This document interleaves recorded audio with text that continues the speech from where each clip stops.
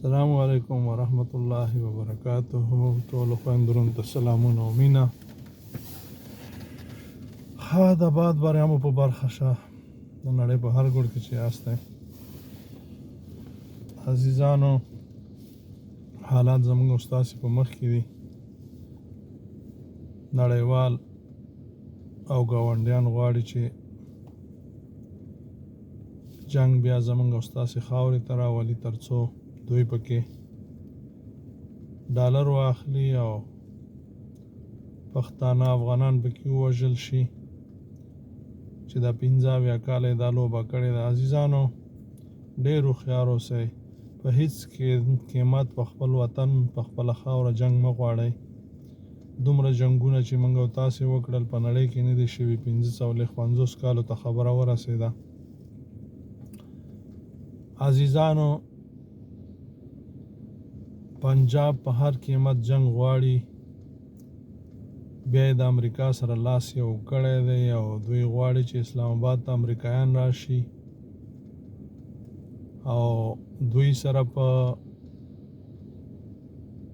ترهګرۍ او دهشتګردۍ کې مرسته وکړه. ولې د پاک فوج د نمبر 1 فوج چې دی د دوی د وس کار نه دی، د دوی په خوله باندې چې دوی ترهګري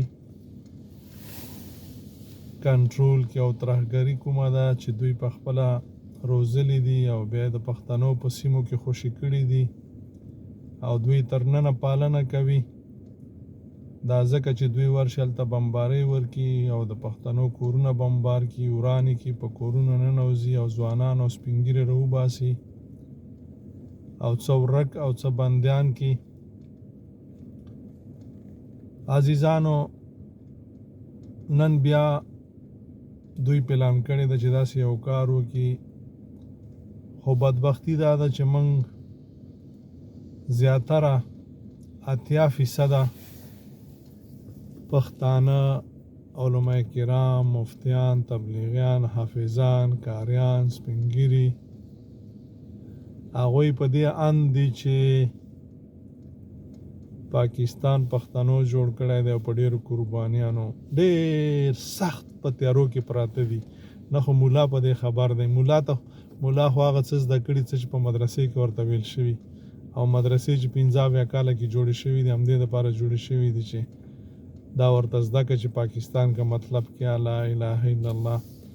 او سپین ږیري هغه خلک چې هغه په غرونو کې دي، په باجوړ او په مومند او په سوات او په تیرا او په دغه ځایونو کې، په وزیرستان او په دې غرونو کې چې پراته دي، هغوی خو هیڅ خبر نه دي. مازې اوري چې پاکستان کې اسلام روان دی او بس اسلام دی او تبلیغونه دي او مدرسې دي او کشوګیر دی او په جوماتو په ښوونځیو کې چې دي هغوی ته خو همدا ښودل شوی دی چې قائد اعظم چې دی پاکستان جوړ کړی دی او قربانیان یې ورکړي دي او داسې کړي دي او هغسې کړي او داسې نور. عزیزانو، پاکستان نه مسلمانانو جوړ کړی دی، نه پښتنو جوړ کړی دی، نه پښتنو قربانیان. ها، پښتانه پکې لکه د ګډرو قرباني شوي دي. پاکستان امریکا او برطانیا جوړ کړی دی، د دې لپاره جوړ کړی دی چې په دې سیمه کې 3 زورور طاقتونه وو او 4م د دوی ستونزه وه. 3 طاقتونه چې وو نو چین او روس او هندوستان غوښتل چې د دوی په منځ کې یو مورچه جوړه کړي او تل د دوی سره د دې مورچې نه وډزي. او 4م ستونزه پښتانه وو، افغانستان او پښتانه دوی دپاره د وژلو یو ښه شی جوړ کړي. نو دوی پاکستان 15 کاله مخکې منځ ته راوړه او د دې واک او اختیار پیرنګیانو جرنیلانو ته ورکړه او پیرنګیانو تر څو پورې په پنجاب کې جرنیلان وروزل او د دوی واک او اختیار هغې ته ورکړه او په پښتنو سیمو کې خانان او ملکان داسې وروزل چې کله پښتانه یو شی، یو شناختي کارت، یو سرکاري دفترونو کې چې شی غواړي نو دوی به ورته یو څوک ټاکلی، د هغوی نه به لاسلیک غواړي تر څو پورې هغوی لاړ شي او دوی برطانیه او امریکا ته موخي چې و پښتانه راضي دي، دغه ملک دی او دغه مولا دی او دغه خان دی، دوی دستخط ورکوي، دوی ورته امضا کوي.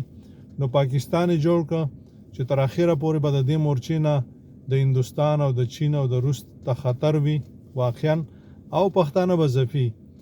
د دې نه بله خبره نشته که چا راوویستله نو راودې باسي او میډیا ته د شو کې ودوي چې پاکستان دې دپاره جوړ شوی دی. راغلو په دې کې چې بدبختي ما وویل چې بدبختي کومه ده.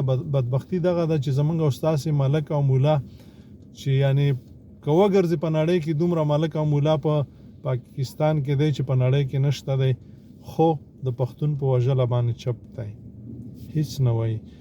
نن سبا بل سبا په دغه ورځو کې په د روژې په شپه ورځو کې به وګورئ چې امریکایي جازونه به او لګیا به او د پاکستان په خاوره باندې به کوزیږي او همدغه مولا به چپي. په افغانستان کې مولا نشو زغملی، اسلامي نظام هغه دی راغی، خدای دې تر قیامته پورې قایم و دایم وساتي. خو په پاکستان کې به بیا نه جهادي، نه به مولای، نه به شی او کراري به یو دغه مولایان به چپي او بیا به مې چې نه دا خو نو د کور په خوښه راغلی، یعنی د پاکستانی جرنیلانو د پاکستانی خلکو په خوښه راغلی، څه په زور خو نه دی راغلی. خو بیا طریقې دي ورته جوړی که نه، هر طرف چې جوړی بیا دوی ورته جوړی. نو عزیزانو پښتنو تاسې ته وایم لرو برو او د نړۍ په هر ګوټ کې تاسې ته وایم چې د قربانۍ ګډري مه جوړېږئ، یو بل ته لاس ورکئ. که د پاکستان نه تاسو ښه ولیده بیا نو وایئ چې دغه سړي چې دا خبرې کړې وې لعنت ته د ده په قبر شي او د خدای عذاب د ده سره یي. داسې بددعا ماته وکړئ. د پاکستان نه به ښه ونه ګورئ، خو لاسونه سره یو کړئ، خپله خاوره لاس ته راوړئ تر څو د دې بلا نه خلاص شئ. که نه همداسې به وژل کېږئ او څوک چې دوی تربیه کړي دي په خدای که د هغوی د خولې نه واورئ، د مقصد دپاره به غږ کوي بیا به چپي. دوی چې کوم تربیه کړي چې هغه په سپینه جامه کې دی، که په توره کې دی، که پتلون کې دی، که د پتلون نه بار دی، که بوټان یې اغوستي، که چپلک یې اغوستي، که پګړۍ والې ده او که کمیس یې اغوستی دی او که هر شی کړی دی چې دوی تربیه کړی دی هغه به د دوی دپاره خبرې کوي. د تاسې او د اسلام دپاره به خبره ونه کړه، د قام او د خاورې دپاره به خبره ونه کړه، ستاسې د آبادۍ دپاره به خبره ونه کړه. خو چې وژل کېږي تاسو ته به وایي چې جنت دی، پکې حورې او علمان دي او هلته پکې چې دی شوده دی او ګبینه دی او جنت الفردوس دی. که شهیدان شوی لاړ به شئ، تاسو بیا شهیدانېږئ. لیکن دوی په هیره منډۍ کې نه غواړي چې شهیدان شي. دوی په کراچۍ، دوی په سرګودې، دوی په اسلام آباد، دوی په ګجرات، دوی په دې ځایونو کې نه غواړي. دوی په سوات کې غواړي چې تاسو شهیدان شئ. دوی غواړي چې په وزیرستان کې، په تیرا کې، په کورمي او په بنګشو ایجنسیانو کې او په کوټې کې نور نو بس کوي. ډېر څه مو اورېدل او ځوانانو نه هیله لرم چې دغه د سوشل میډیا دغه ویډیوګانې ځنې چې ګټورې دي دا د خپلو سپینګیرو ته په پیتاوو کې چې ناست دی، په جوماتونو کې چې ناست دی، په پنډغالو کې چې ناست دی ورته واورئ.